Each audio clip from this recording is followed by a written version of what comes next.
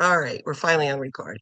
So again, grandma's digoxin. Digoxin, a child swallows it. Yes, we need to get it out quick because a little bit can really slow her down the strength and force of contraction and cause this child to go into arrest. Now, what would you see on a child who was ordered digoxin that maybe it was not an appropriate dose, or maybe they doubled up doses or something? Remember this digoxin. This is the one that you might see vomiting be the only sign of dig toxicity. In adults, we have the yellow lights and that thing. And also, a heart rate would be maybe below 100, maybe on a neonate, well, it wouldn't be a neonate into it. Let's say it's in the older kids. So less than 100, a heart rate and vomiting. This is where I would hold the digoxin and get a level. That's another way of looking at this question. A multi. Signs of respiratory distress in infants. So, you are in med-surg too, and you're in peds, and there is respiratory distress in adults. Many of this is adults, but they're specific to those infants that are different than adults. So yes, we'll be tachypnic, we'll be having retractions, but in children, nasal flaring, and then that grunt. It's like at the end of the respiration. So they're breathing, you could see their nose in and out. And then at the end of a breath, you hear a. And if you ever hear an infant grunting, nasal flaring, the child is about to crash. These children will put immediately into the trauma room because we know they need some respiratory care immediately. When they get to bradycardia, they're almost coding. When a pediatric patient has an amputation, what priority teaching is very important? Now, any patient having an amputation, what are you worried about? I mean, many pediatric patients are usually like that osteosarcoma, that adolescent. The big thing is getting that stump ready so that we can put on, the prosthesis they can get around, so that it's preventing skin breakdown, preventing infection. Excellent. A multi. What is acute myelocytic leukemia in children, and what are the symptoms? So AML, ALL, a leukocytic or myelocytic leukemia, they're both leukemias. Now, remember, AML is harder to treat than ALL. Big thing with cancer is it doesn't care what cells it's chewing up and eating. So this child is anemic, right? Doesn't catch white cells, red blood cells will all be gone. Platelets will be gone. That's why you see bruising and bleeding. Infections, white cells are gone. They've eaten them up, so there's nothing to fight it. And of course, they get into that joint pain also. There's a lot of pain that's involved with leukemia. So it's all of the above. A multi. What may be a problem seen after surgery for tetralogy of Fallot? Well, what is tetralogy of Fallot? It's a cardiac surgery. So any cardiac surgery, what might be a problem? These are congenital defects. As I said, this is the biggest tested and announced of all of the cardiac conditions on your HESI, on your NCLEX. Why they like tetralogy? It's just the name that I hear all the time. Just take it as a congenital heart born, okay? So what's your problem? These children's heart don't beat right. The blood doesn't flow right. They don't get the oxygen they need for their mentation, right? So they tire out easily, fatigued. They don't eat because they're tired because they don't get oxygen. And then they fill up with fluid because their heart's not beating properly. So these are all things you would see in congenital hearts. So then I'll ask you, if you have a congenital heart baby, how are you going to feed them if they're poor appetite, fatigued, respiratory distressed? This is where we increase the calories in the formula. We do frequent smaller feedings, and that's usually how they do better with it. Multi. What are defects associated with tetralogy of Fallot? Remember, tetralogy is all the right side of the heart. This was a question I asked. Actually, this was off the week 5 Kahoot.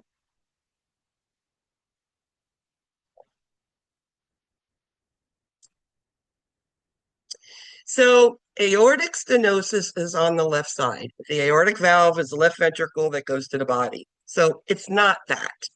Pulmonary tract, yeah, that's your pulmonary valve. Is where that tetralogy, it kinks and blood can't go to the lungs. So it's very hypoxic. There's always this hole in between the ventricles. For what reason? It's just there. Then, because when blood can't get in the lungs, blood still comes in the heart, so it stretches that right ventricle. And that's what hypertrophy means. It's the stretching of the muscle. An 18-year-old parent wants the lab results. So they want their 18-year-old, but the parent of an 18-year-old wants the lab results. What are you going to tell them?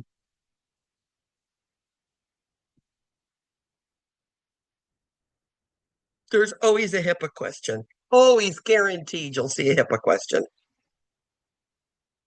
So an 18-year-old who has signed themselves into treatment needs that child's permission for parents to get that. The only way an 18-year-old parent can have results if they signed them in because they were not cognitively aware that they weren't like a quote normal 18-year-old, okay? But you need that 18-year-old to get permission. It becomes very hard in a pediatric emergency room. Parents always come in with their children, and then you have an 18-year-old. You have to get the parents out of the room or get permission to let them stay.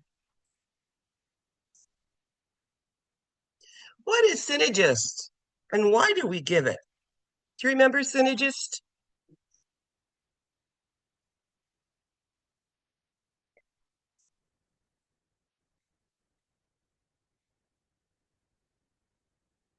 Synagist is the RSV vaccine that's given once a month, so it's monthly, only the first year of life from winter to early spring.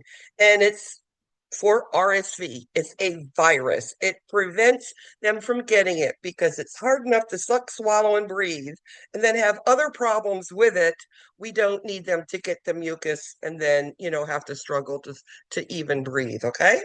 Now, what closes the PDA? It's indomethacin. What keeps it open? Prostaglandins. Okay? Those are the names you need to remember. You'll see all 3 of those names somewhere. What is the highest priority with a preoperative infant with bladder exstrophy? What is bladder exstrophy?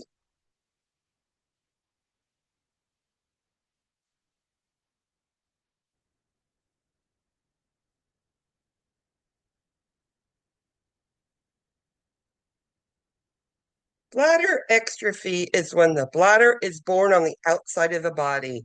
And just like gastroschisis, omphalocele, myelomeningocele, any body part that's born on the outside of the body, we need to make sure that they don't get infections. We will take and put a wet, sterile dressing on it and make sure we keep the skin integrity so we can get it back inside and then close it up. Great. A 10-year-old wants an insulin pump for type 1 diabetes. Is this okay? Should a 10-year-old get one of those pumps? Is it a good choice?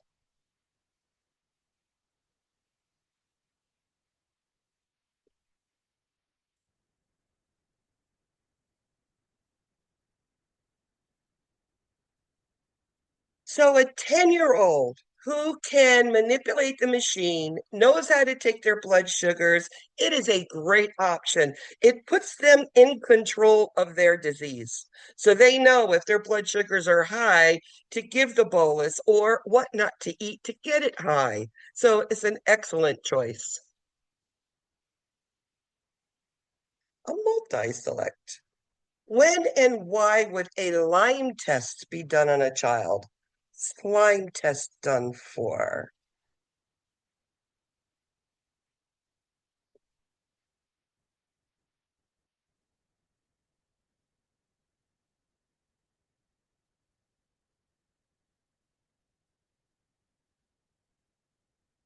So a Lyme test is for tick bites. Now, if you saw a child that's gone out into a grassy area or by water with grassy stuff, there's ticks out there and they can get inside the child's skin. What do you do if you see a tick in a child? Well, you would inspect all their body. That's number one, make sure, and try to get it completely out. They bury underneath the skin. So we try to pull all of that tick out of there. Now, the Lyme test is to see, did that tick give them a disease? Now, Lyme test, you can get a child very, very sick. So we do the Lyme test to see if that tick bite did have it. It does detect that Borrelia, which is, the ticks. And then the testing, you usually see that big round circle around it, the wheel, and then you will do the testing after the exposure. So you saw a tick in there, you saw that little round, pinkish area that started to come up. This is when, okay, let's do a test because it will need treatment. And usually it's long-term antibiotics, believe it or not.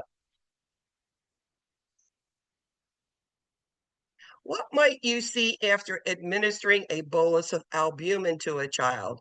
So you gave some albumin to a child. What's your outcome? No matter what. Doesn't matter what sort of child.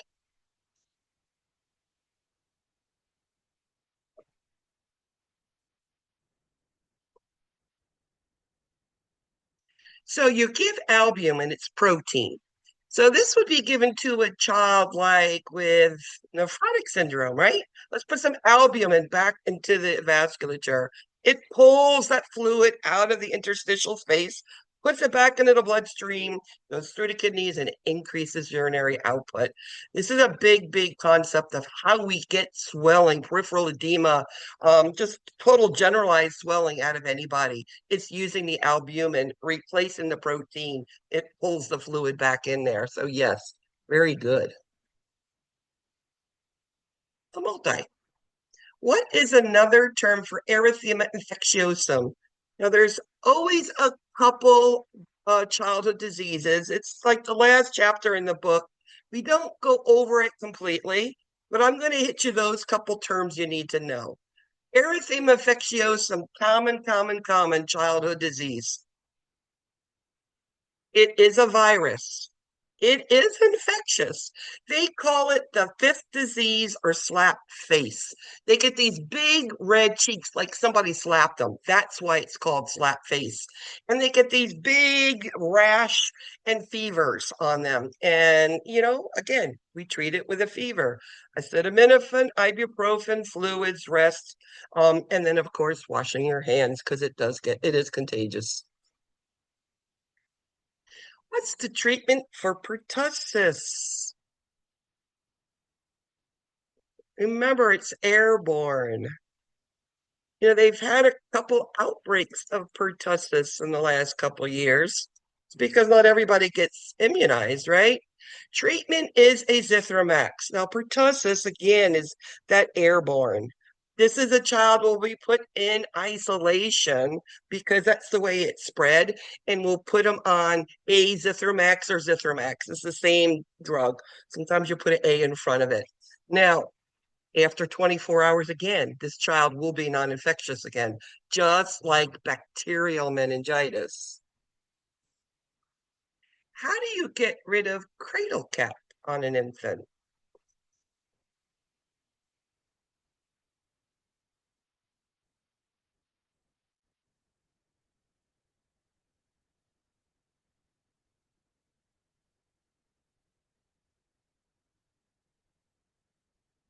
So cradle cap is that white crusty stuff that we see on the head. And it's annoying, especially with cute little girls. You want to put little bows and ribbons, but with cradle cap, you don't want to draw that attention there. So you put a hat on, right?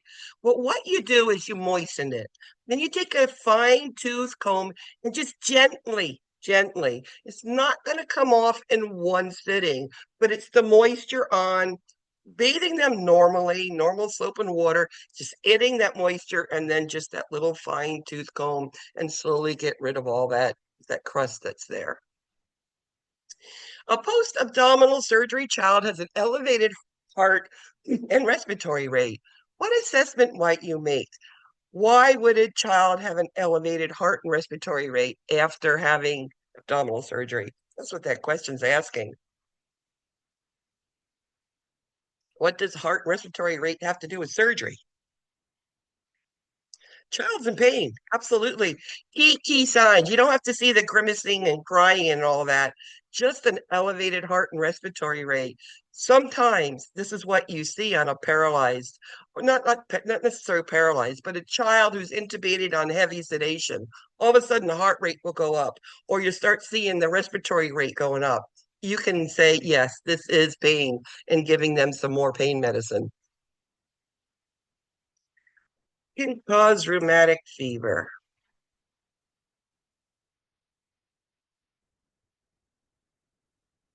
Absolutely strep throat. What else causes with strep throat? Acute glomerulonephritis. What is the treatment for rheumatic fever or acute glomerulonephritis? Antibiotics, long-term antibiotics.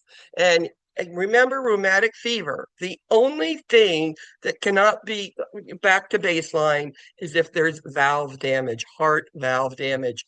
That will have to be handled medically or surgically. An adolescent girl wants information regarding birth control. What does the nurse do? Does she give it to her? What? Can she give it to her? An adolescent. What they say is you don't need a parental consent. If an adolescent's asking for it, you can't give your opinion, but you can give oral and written information. Okay? And that's what the book tells you to do. A multi. How can you control GERD in an infant? GERD, gastroesophageal reflux disease.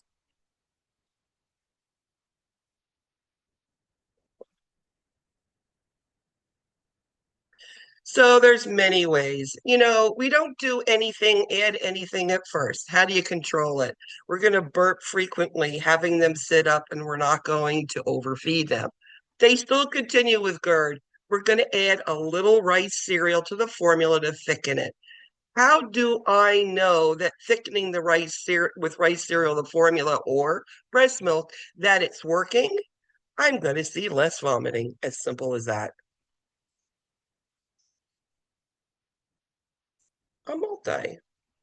A 15-month-old brings the spoon upside down to their mouth, and the mother asks, is this normal? So the spoon is wrong side up. Is that normal? A 15-month-old. This is a toddler. Remember, they're just starting to learn how to eat here. What do toddlers do? Aren't they always touching and feeling and experimenting like crazy? Well, they're doing this.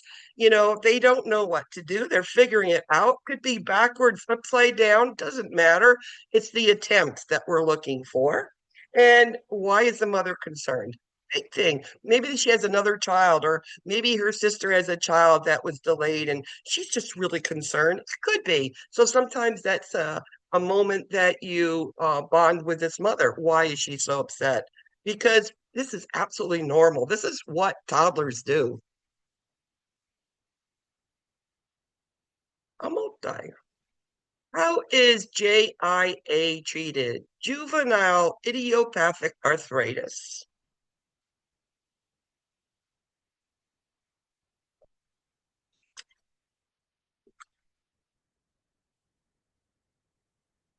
I mean, I know a lot with JIA has to do with keeping those joints up and moving and flexible, so it's good exercise. NSAIDs for pain are perfect. Mostly they'll start them on methotrexate, and when they having flares, they'll put them on steroids. Steroids, that's lupus. They have them on almost every day. Every day they give them. But JIA, no, they don't. NSAIDs, methotrexate, maybe like a Humira or something else if they do need it. Synagist, it's for RSV. Good job. Nobody picked it. A toddler has vomited 2 times.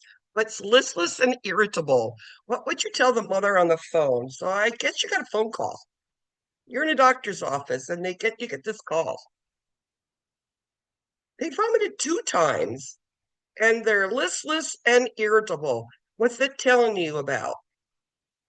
And then I'm going to tell you, I've seen some, children vomit one big one and they were dehydrated. Remember, it depends on what was their hydration status before they vomited, right? So this child, I'm concerned. This child looks dehydrated.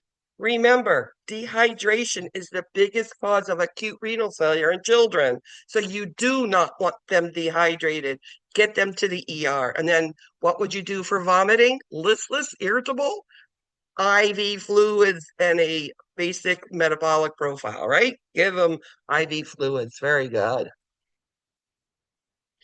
An adolescent status post amputation for osteosarcoma is angry and blaming the parents. Why is he doing that?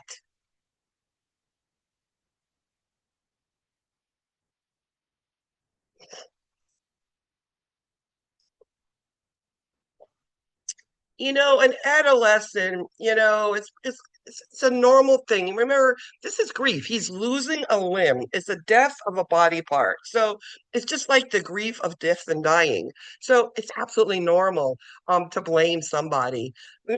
These children actually, once this is done, once they get prosthesis and are up and out and moving, they do actually really well. But it is a huge thing to go over mentally. Can you imagine losing part of your leg and maybe you have the lower leg put on the top backwards? I mean, you have to live with this, right?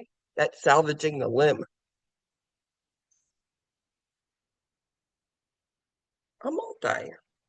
What should the nurse assess with children with hypo and hyperpituitarism?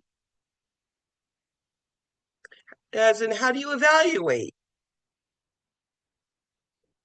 So if you know you're there hypopituitarism, I guess there should be treatment. Or hyperpituitarism. How do you know if they hyper? This is a side that has to do with the growth.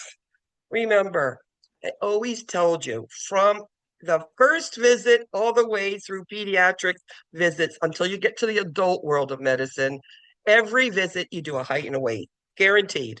Get to be an adult, they don't care how tall you are or how much do you weigh. But as children, it's important because why?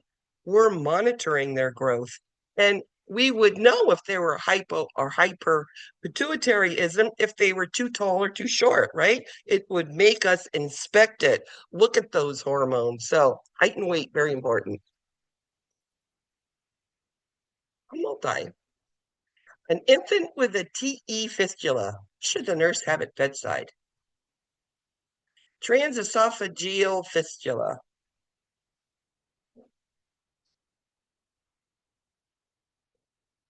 What's our biggest concern with TE fistula? We're worried about that tube that connects the esophagus and the lungs, right? I want suction at that bedside. Absolutely. Just for anything that's in the mouth and keep the head of the bed elevated. TE fistula will not be getting fed orally.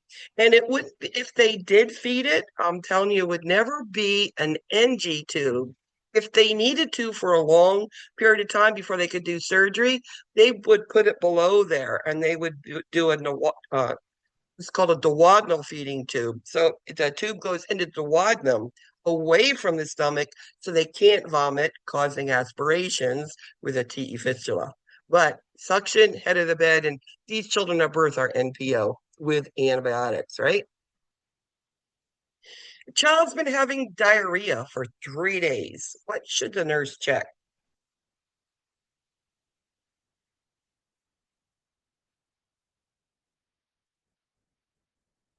What's your assessment?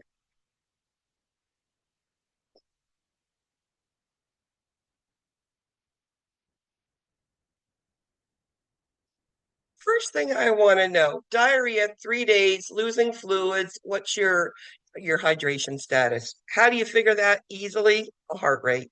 And that's why it came there. Remember, a child having diarrhea for 3 days, remember if it's an infant, Check the buttocks, make sure there's no diaper rash there. That could be a big deal in younger children with diarrhea. It'd be something that you'd be checking. Di. What is a VP shunt used for? Ventricular peritoneal shunt.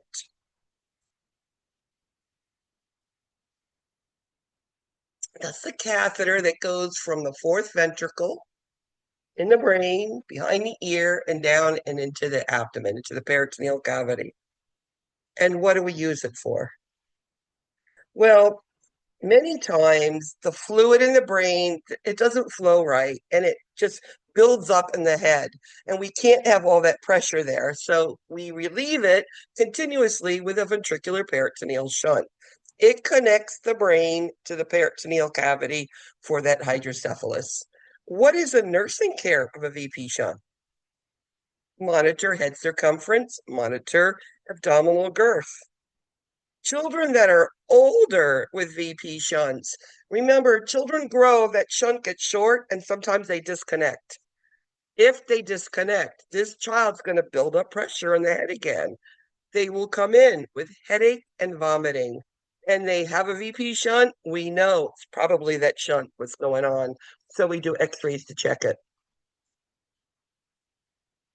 What would you see with a child with autism? I mean, this is a classic sign. It's that repetitive doing one thing over and over and over and over again, and it gives them comfort. Multi. A mother of a child diagnosed with Duchenne muscular dystrophy wants more children. What are you going to tell her? What do you know about Duchenne muscular dystrophy?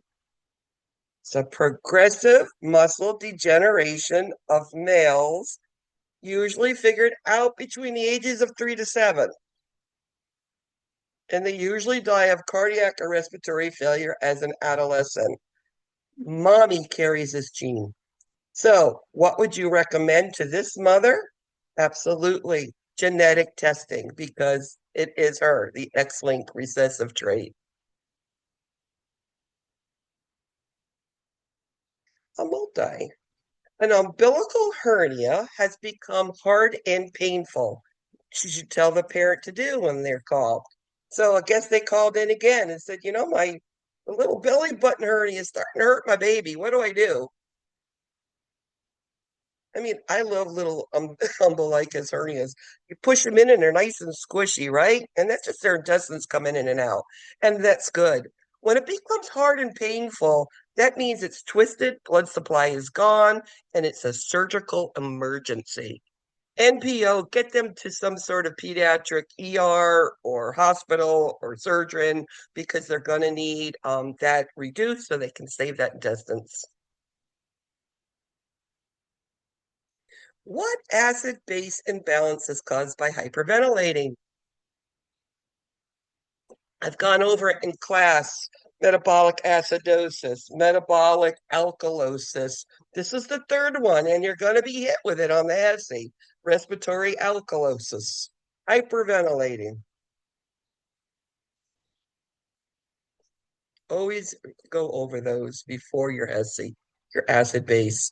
So a child's falling and a stick has scratched their eye.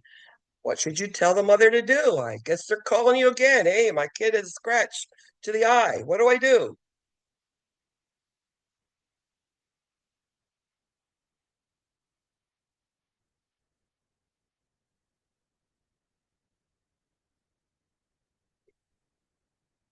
Eye injuries are a reality with children.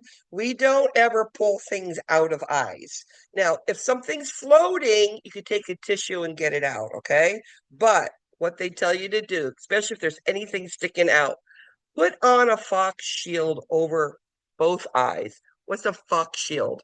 It's hard, it's rigid. It's not like a gauze that can hit the eye and push in whatever's sticking in there. It's hard, it's round.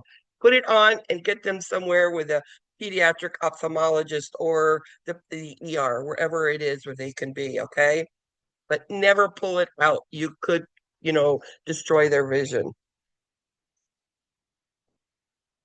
An infant arriving at the ER is congested, febrile, has a good capillary refill. What should the nurse do?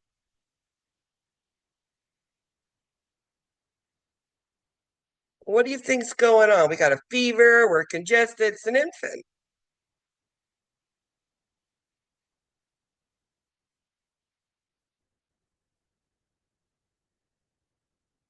So in this case is you've got a child coming into the ER. Your responsibility is to keep the child and everyone else safe. Get that child in their own room. This could be something more than just it could be RSV, or it could be um, any other respiratory illness that could go on to immunosuppressed children. So you're definitely going to keep them suppressed. Now, I see that you're limiting oral intake. Well, child was congested, tachypnic, couldn't breathe, no, you wouldn't feed them. So I understand how you got there with that.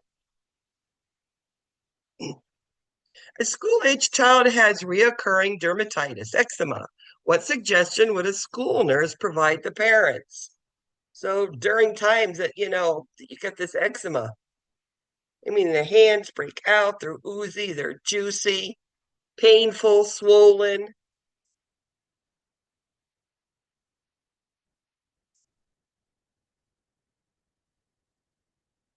Our biggest concern is when you have this infection, this itis, this inflammation, it gets cracked and it gets juicy and open. Our concern is about infection for that child. So during the times where they're open and juicy, they should stay home.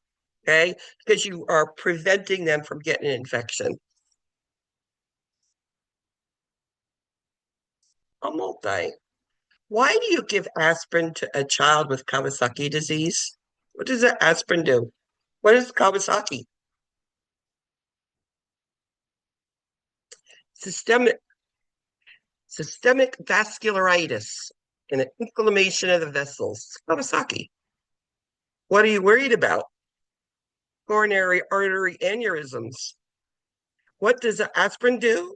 Well, number one, it prevents clots and it thins the blood. Absolutely. So that in case there's a problem, that we could keep this blood flowing around there. It's high dose aspirin, IVIG for Kawasaki. And remember, aspirin is an anti-inflammatory. It's a vascularitis. It decreases the inflammation. How do you medically close a patent ductus arteriosus?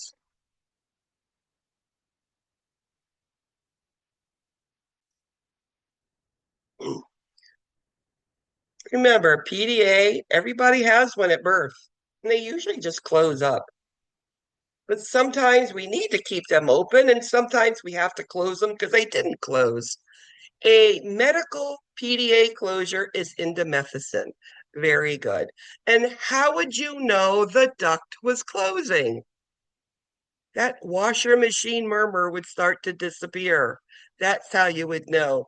And that blood pressure would start becoming normal because there's a wide pulse pressure. It's going to go back to normal, not 60 over 18, it'll go to 60 over 40. A child post tonsillectomy is swallowing every 2 minutes. Why are they swallowing?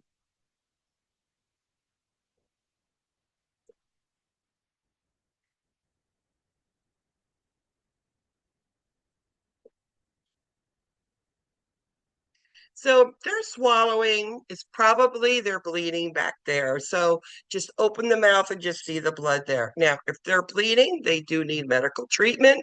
As I said, I've seen clots come out because, those areas where the tonsils were, they bleed. It's very vascular back there. So very important that we know. Swallowing, inspect that oral pharynx, turn them on their side, and call the doctor so they know. Probably have to go cauterize it. A child is walking on their tippy toes all the time. So you have this little preschool kid, this little toddler, they're always walking on their tippy toes. Is that a normal thing?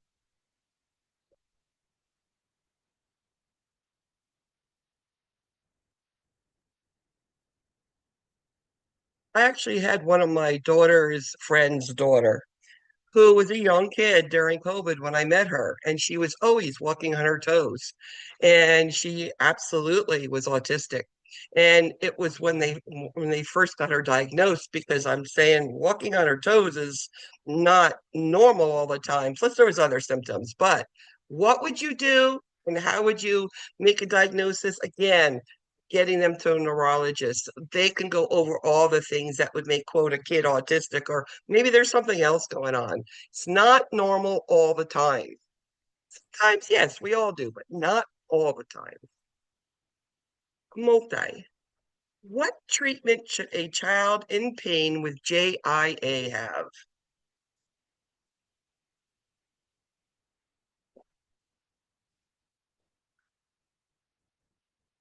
Arthritis can be very painful at times. Stiffness in the morning, and sometimes you get one joint that's having a moment. So, how would you treat it? Well, for pain, NSAIDs is number one. Now, somebody put hot baths, somebody put cold baths, either or, it doesn't matter. I cannot stand hot on any joint with JIA. I want to be in an ice bath, but there's other people who only want hot baths, so either or. And of course, kids, you're always going to distract them. And infant sweat tastes salty. What's going on?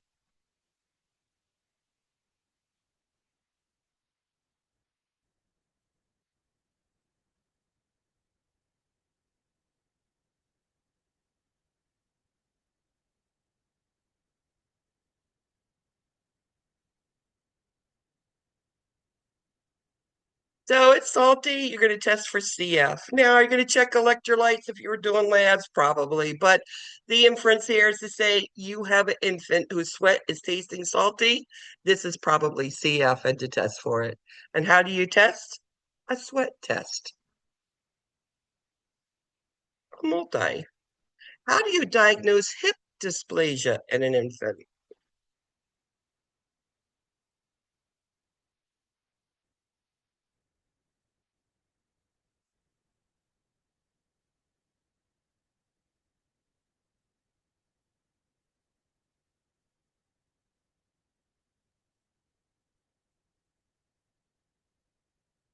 So foot points inward, that's usually a fractured hip on an elderly patient.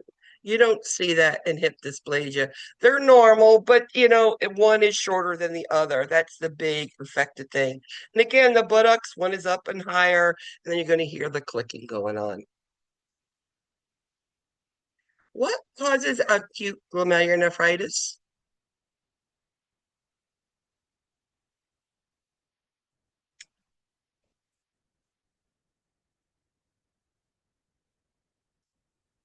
And yes, that's your strep infection. So what is the treatment?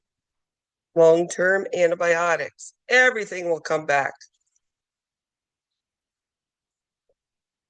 I won't die.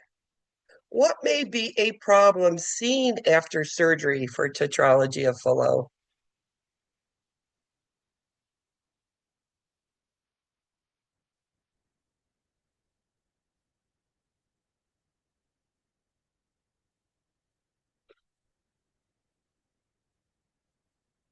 So again, I turn the question around. You have a congenital heart. What are things you might want to look for? Fatigues, appetite, respiratory distress. Absolutely. Constipation? Not necessarily. Multi. A child with pertussis is receiving azithromycin IV. Priority to include in this child's plan of care. What are you concerned about with azithromycin on a child with pertussis? That's what it's asking.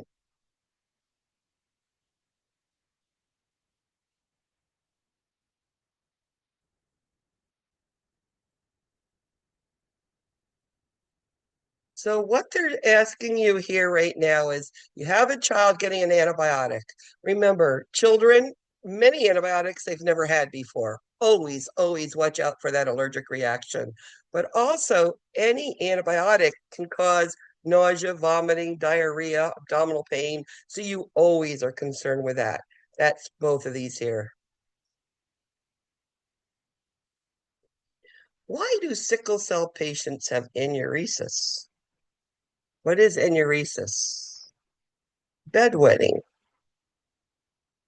at night.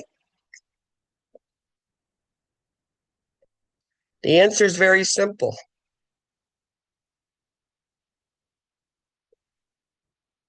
They drink too much, right? What do sickle cell children need to do all the time? They need to keep hydrated to keep their blood vessels big so they don't have a sickle attack, right? So they're always drinking. So at night, they've been so hydrated, they can have enuresis or bedwetting because they're so hydrated. An infant scheduled for a cleft lip repair. Which information is priority to convey to the surgeon before surgery? Now, it doesn't matter, infant, cleft lip, any surgery, which value here doesn't look right?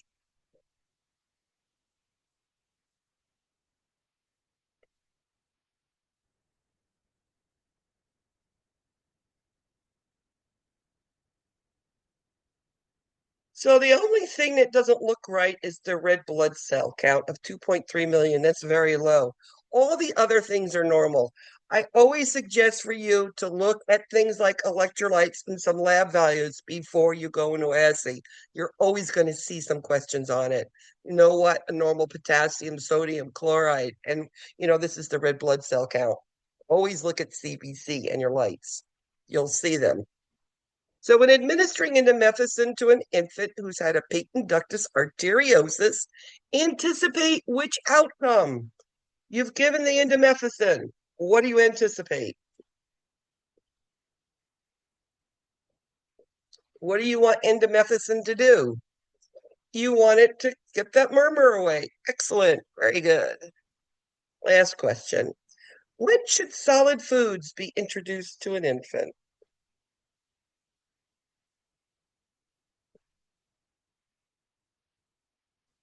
And it's at 6 months. So this was a cahoots I have.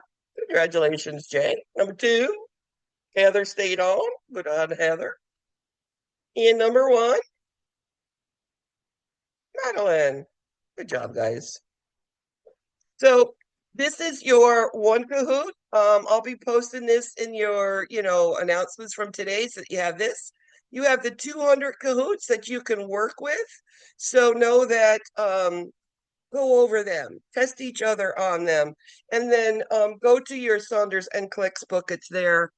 And that HESI Q&A really gives you really good insight so that you could start thinking a lot.